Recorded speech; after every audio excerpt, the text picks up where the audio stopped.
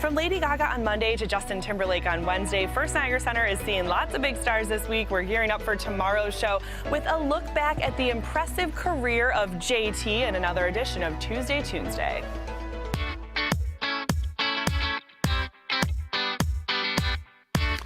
That is right, we're having a little fun with our History Week, and we brought in Judd from Kiss 98.5 to kind of give us a breakdown of everything we need to know about Justin Timberlake, because you have a PhD in boy bands, right? Exactly. Well, I mean, we've been waiting for 6 months for him to come back, so we've had plenty of time to prepare the history of JT. All right, so let's go back to the show that launched a career, and that's Mickey Mouse Club. Yeah, this has launched a lot of stars' careers. You think Britney Spears, Christina Aguilera, Ryan Gosling, all on the Mickey Mouse Club, and this is where Justin really started. You can see Britney down in front, Ryan Gosling down in front, Christina to the left. It's a show that launched a lot of careers, including Justin's, and really kind of set him on the motion, but I don't think it really kind of blew up to Justin Timberlake epic proportions until NSYNC was born. And that's our next sort of step in the timeline, is he became one of the front men for probably one of the most popular boy bands at the turn of the millennium. Yeah, and this is still a group that people still love, and the songs still resonate with people. They were a huge success. I mean, this was my first concert. NSYNC was my first concert at Darien Lake. However, I don't know, I was like 7.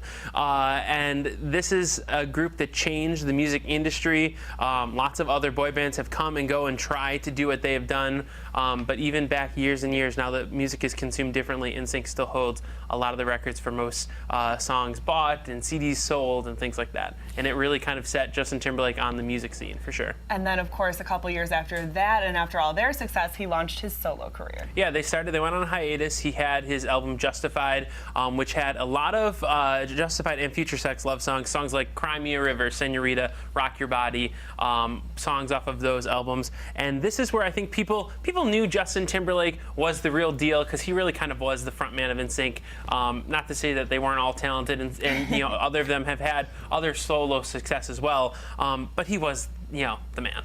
And this is one where he was really able to show, I think, a little bit more of himself and a little less, you know, cheesy choreographed boy band dances and harmonies. And you know, here is the songs and the music that I want to produce as a solo artist. And then after a lot of music success, he sort of branched off into other venues of media, including a pretty successful acting career. Yeah, because you can't just be a singer and a dancer. I mean, who just does that anymore?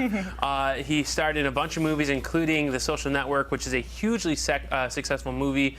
And I think also he did a Cry Wolf, I don't remember exactly what it was, or Something Wolf was another movie he starred in. And he's got a couple of other movie projects and TV appearances coming up in the future too that he's working on. And I really think it does show that he is that triple threat. He can dance, he can sing, he can act.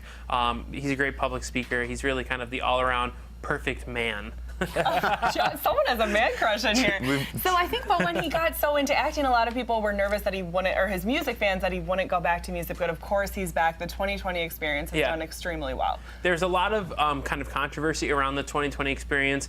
A lot of people, and I don't even know if Justin was really ready to get back into music himself. It was reported back in the day that the reason the album came out was because he still contractually was obligated to release another album for his record deal. And this was called 2020 Experience because it was 20 songs put together in 20 days. So a lot of people were worried that it was going to be put together in haste and just kind of released out.